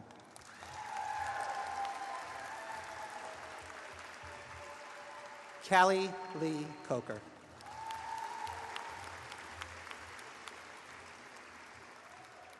Victoria Marie Conrad.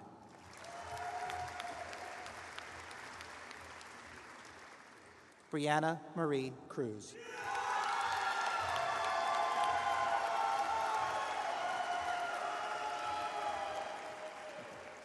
Zachary D. Crimmins.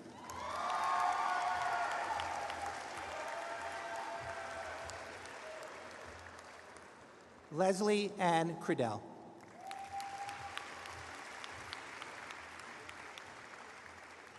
Rachel Ann Satoris.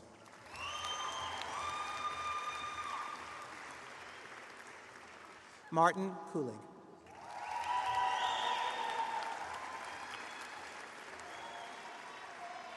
Andrew Cunningham.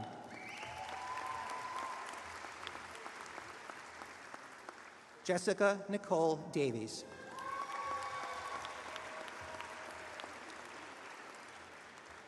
Galen Rosemary Davis.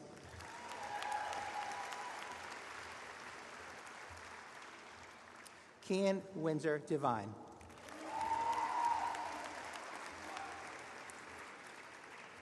Emma Margaret Dolgos.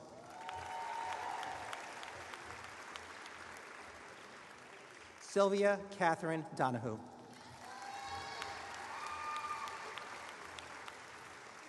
Charles Griffith Doolittle.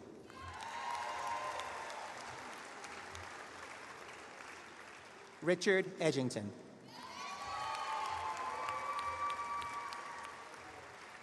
Carissa Nicole Ericlides.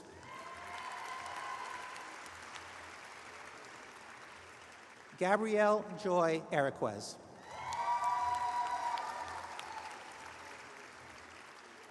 Christopher Lee Everett.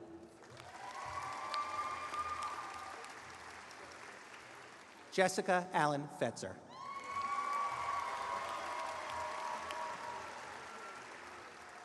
Bethany Fogarty.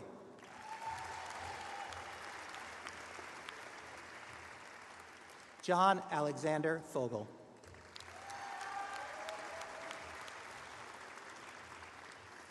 Emily Margaret Fornshell.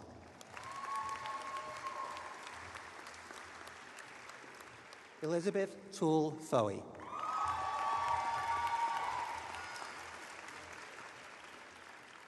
Lila Friedlander.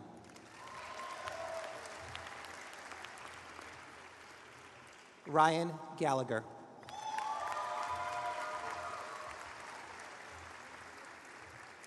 Tyler Alexander Garrett.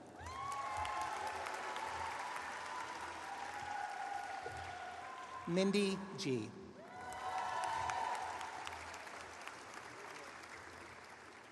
Christy Nicole Jeanette.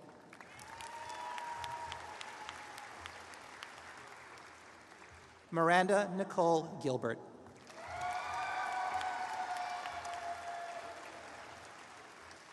Joseph William Gagno.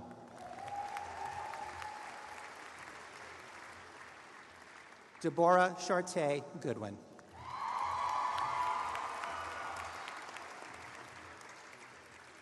Evan Jacob Gottstein.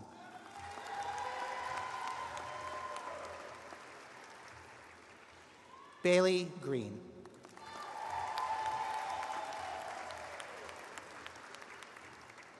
Grace Greenberg.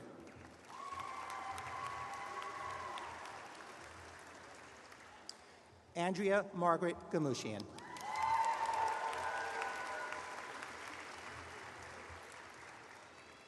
Crystal Antonique Gurnell.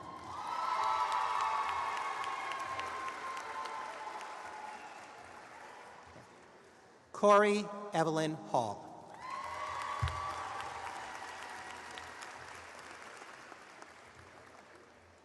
Charles Matthew Harrell.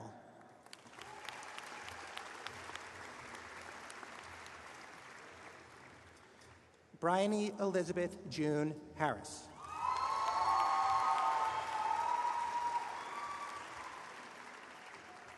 Noelle Marie Harvey.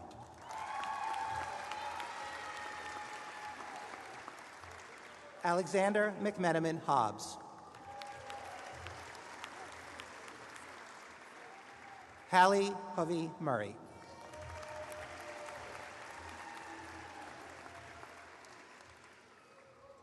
Ellen Virginia Hubbard.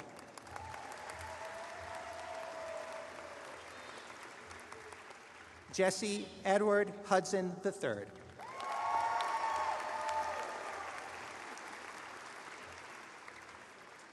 George Yusef Isa.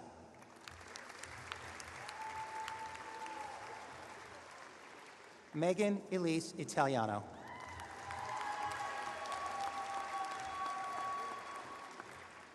Lydia Jamil.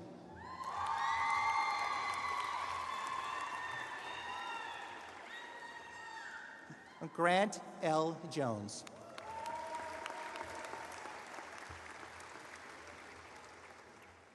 Anthony Paul Jordan.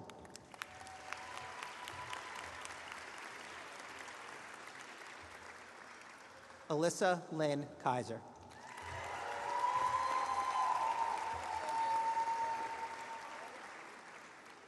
Sarah Rebecca Kaiser.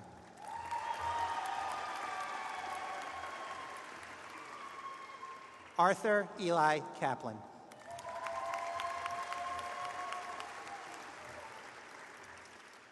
Rihanna Beth Keenan.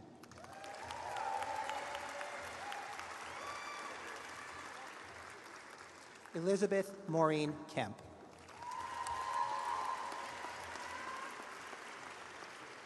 Jackson Caleb Key.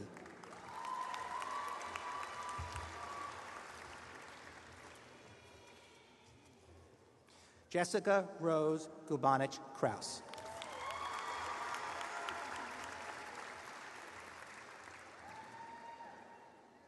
Edza Mary La Paz.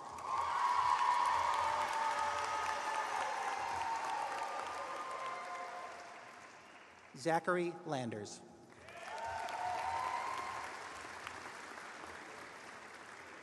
Stephanie Blake Lauterbach.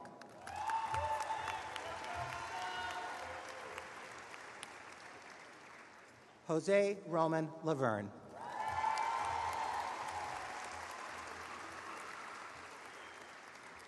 Catherine Rose Lease.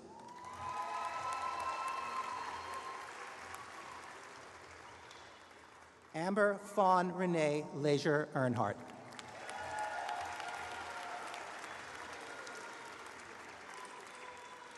Elizabeth Lester Abdallah.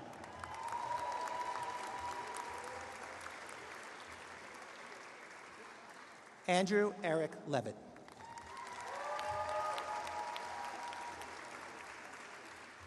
Evan Douglas Lewis.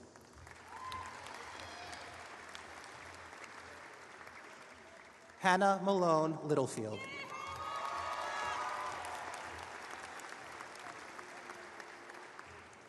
Denise L. Lockhart.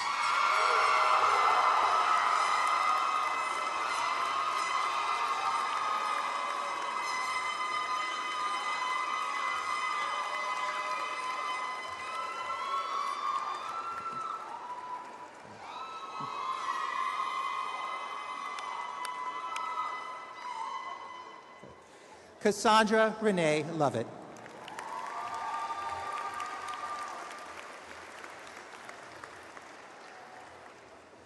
Choyen Liu.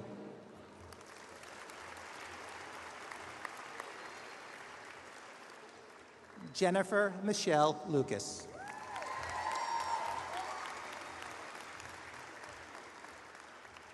Eric Sean Lynch.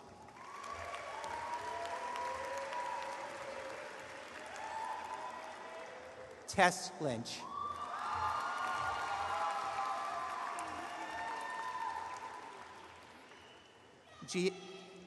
Juliana Marie Lyons.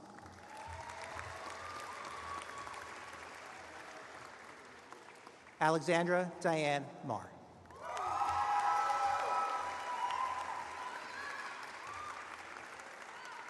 Danielle Enjek Makia.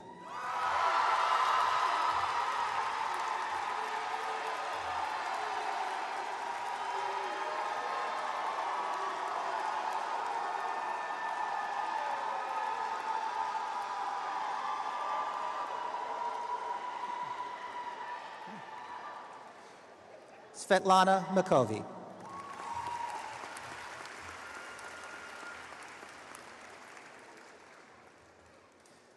Robert Francis Martin IV.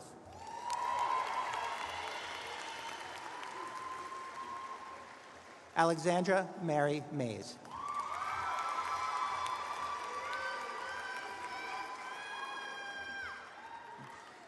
Kellyanne McCarthy.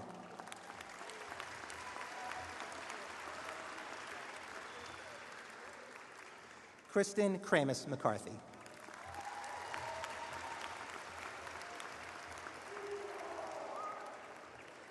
Allison Ross McClung.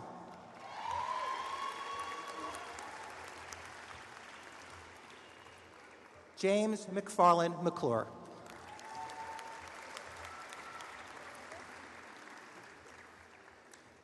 Eric Scott McCoy.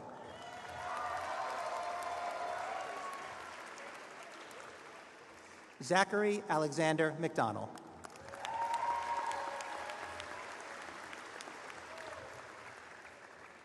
Taylor Morgan McGraw.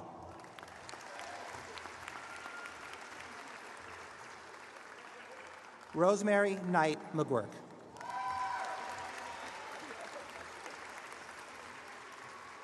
Scott Thomas McMurtry.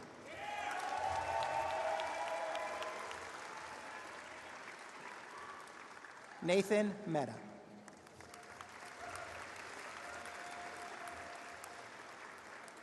Brittany Marie Midget.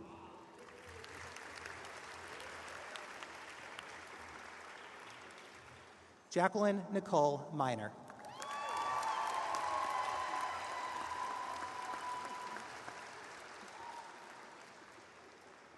Brett Morgan.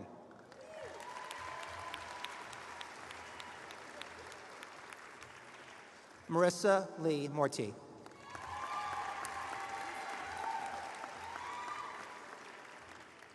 Jada Lene Moss.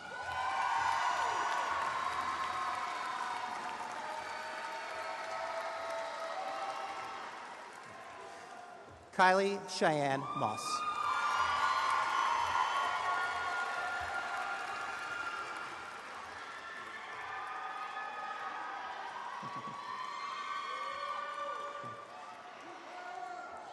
Rasida Muhammad.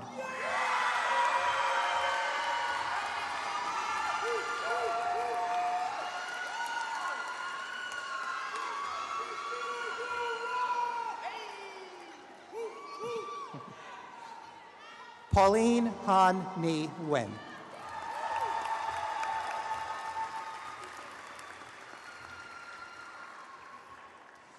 Whitney Marie Nixdorf.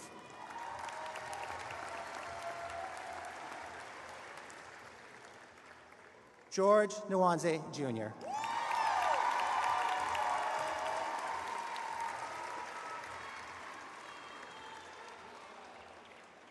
Lauren Faith Oberheim.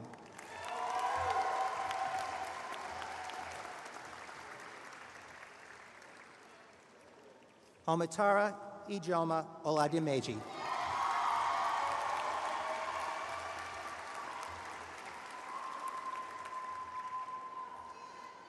Molly Catherine Altman.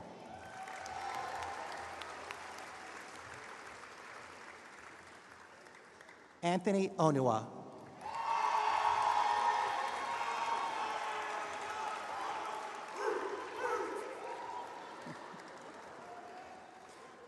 Seamus S. Ovitt.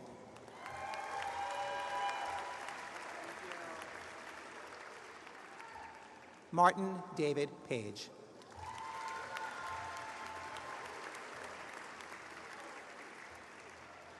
Afton Janelle Paris.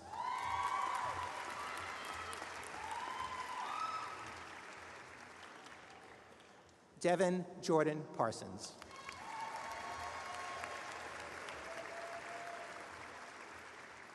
Natasha Nicole Figg.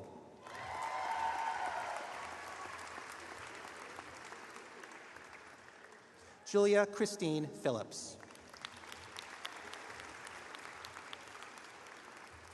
Haley Marie Pizzagoni.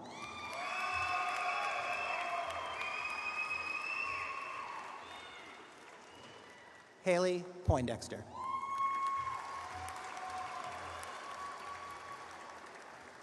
Parker Pollard.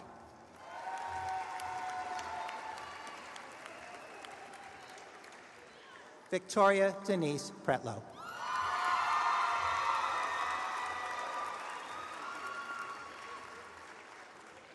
Jeremy Young Raphael.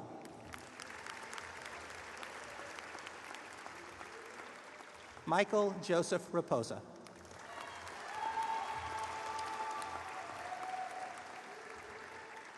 Matthew Joseph Revis.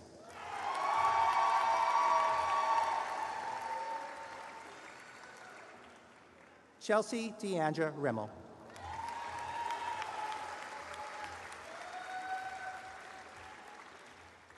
Matthew Reardon.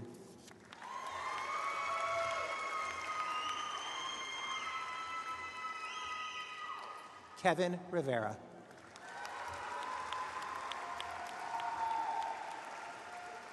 Bailey M. Robbins.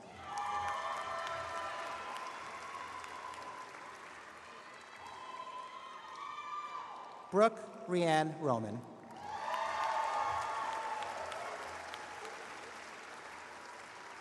Christina Megan Romine.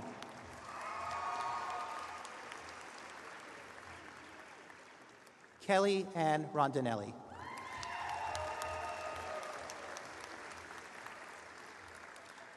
Samuel James Rulo.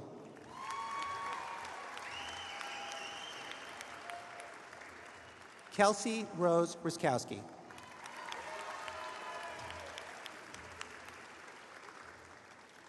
Matthew Kendall Sarfin.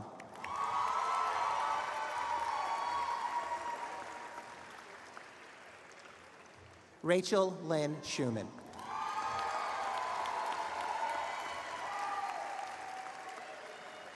Rachel Elizabeth Sharp Stevenson.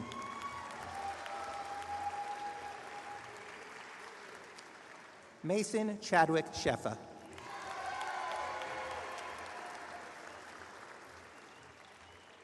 Robert Willis Shelley.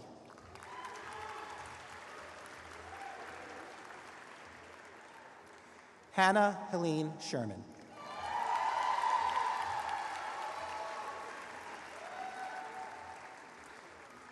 Daniel Shin.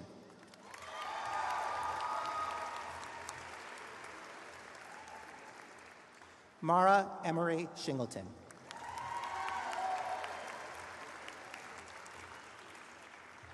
Alana Lee Shubrick.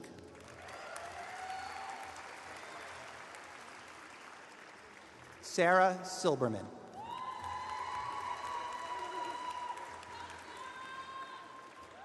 Sarah Elizabeth Simonetti.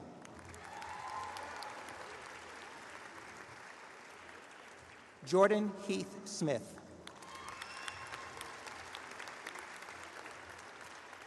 Matthew Allen Snar.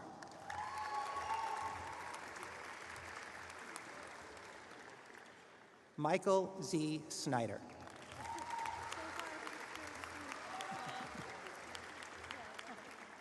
Sarah Marie Sparts.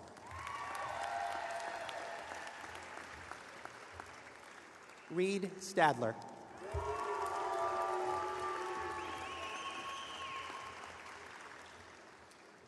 Jacob Thomas Stallnicker.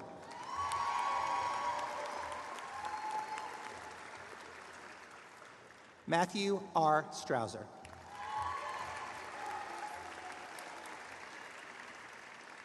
Jillian Marie Sweat.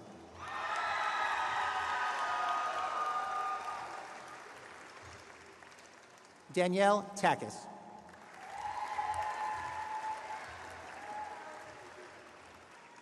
Alicia Danielle Tybel.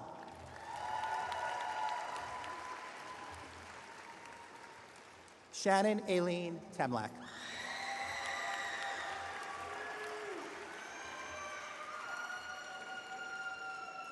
Jeremy Andrew Tyson.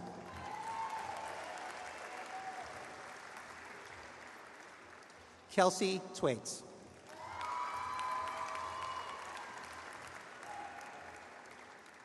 Tessa Barrel Tilton.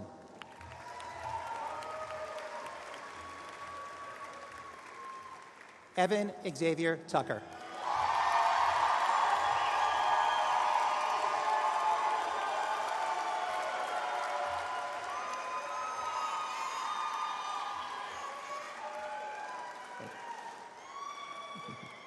Daniel Urena.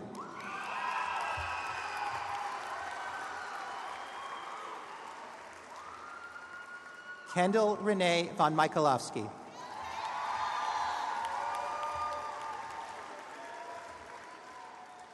Matthew Fuato.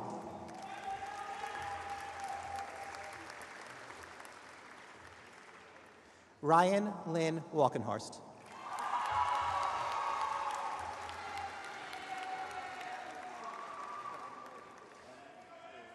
Edward East Walton.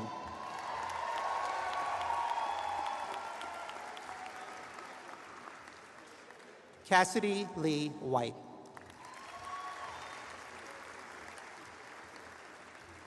Thomas Joseph White.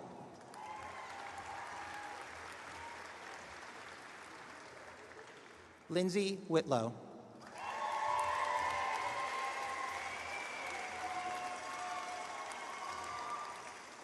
Laura Kell Wilkes D'Amato.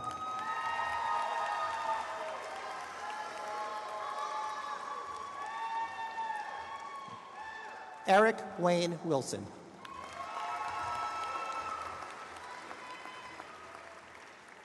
Zachary Warner.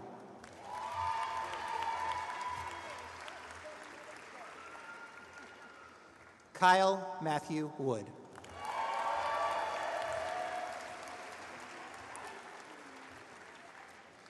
Tyler Wood.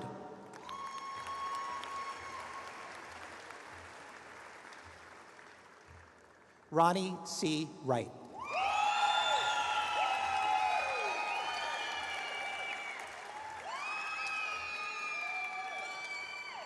Allison Elizabeth Wren.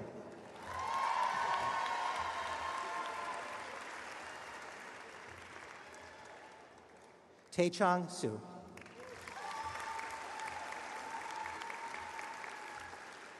Kristen Seeley Yarrows.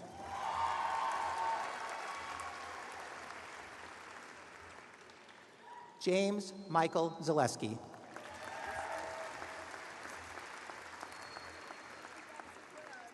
Alexandra Zerillo.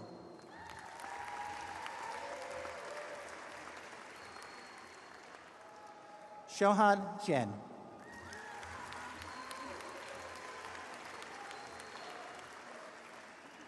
Caitlin Melissa Zimmer.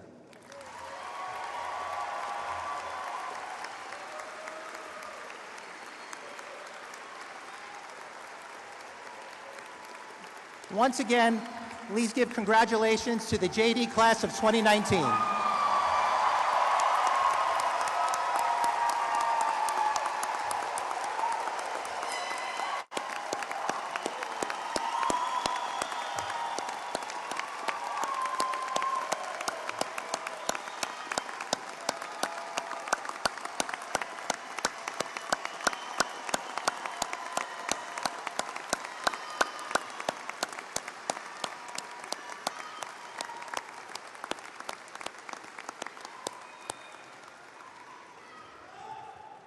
Well, that was fantastic.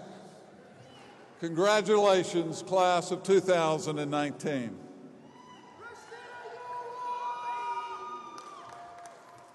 Let me just add a few final words. You are an enormously talented and accomplished group of individuals who are already very engaged with your communities.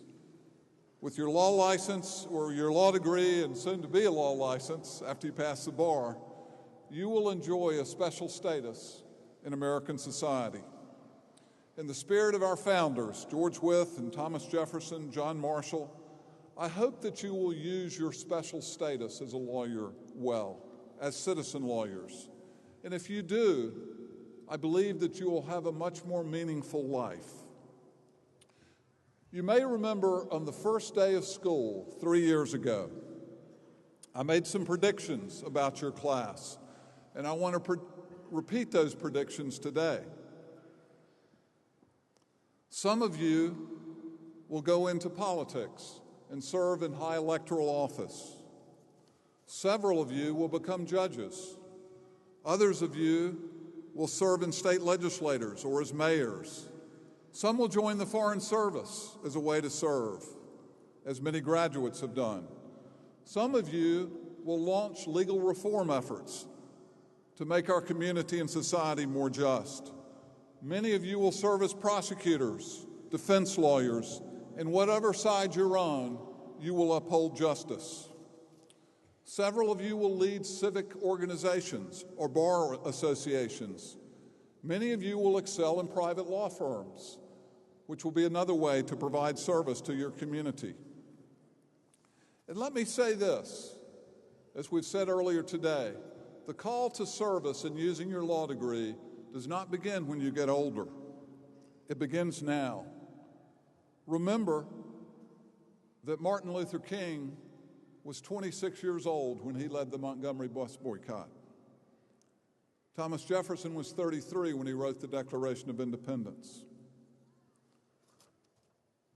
As you go forth, I want to leave you with one thought that I extend to every graduating class. In 1776, Thomas Jefferson, in writing one of the most extraordinary documents in American history, reminded us that among the three inalienable rights that we all enjoy are life, liberty, and the pursuit of happiness. Now, that's an interesting phrase, pursuit of happiness. In Anglo-American law, we typically refer to our basic rights as life, liberty, and property. But Jefferson chose a different phraseology. By the pursuit of happiness, Jefferson did not simply mean an afternoon at a ball game with friends, though maybe he would have thought that was a good thing.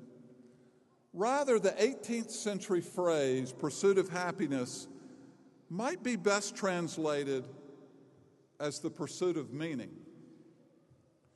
Jefferson claimed that we all have an inalienable right to pursue meaning in our lives. How does that happen? First, I hope that you'll find meaning in your work as lawyers. And I promise you that if you do use your legal gifts for the greater good, that will bring you personal fulfillment. But if your life is grounded only in the law, you may miss part of Jefferson's call. Before you came to law school, some of you were poets or musicians. You were active in your churches and synagogues and mosques. You explored the wonders of the outdoors. You cherished time with your friends and family, offering consolation in times of loss and sorrow, and celebration when that was appropriate. So, go forward and fulfill the call of Jefferson to work for the greater good as citizen lawyers, but also remember Jefferson's call to pursue happiness. I wish you all well. We've loved having you here, but this is not goodbye. You will always be members of the William & Mary Law School family. And what do members of a family do? They stay in touch and they get together. We'll be following your careers with great interest for the rest of your time. Thank you so much. Congratulations, 2019.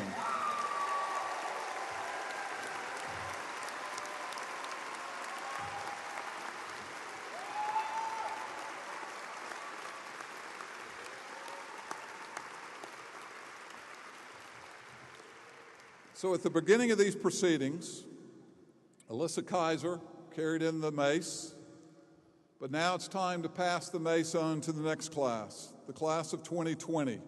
Rebecca Yeager, symbolizing that the class of 19 has moved on and the class of 20 is now the top dog at the law school, or soon to be, and they will take the mantle of leadership. Rebecca, if you will lead us out from this procession. Thank you.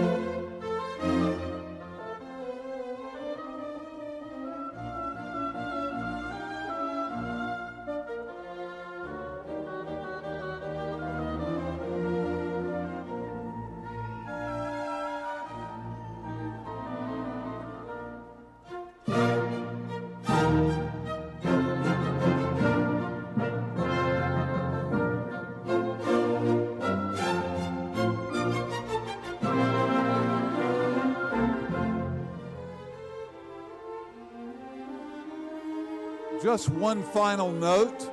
I want to make sure that everybody knows there's a reception at the law school right now, so please come over if you'd like. Thank you.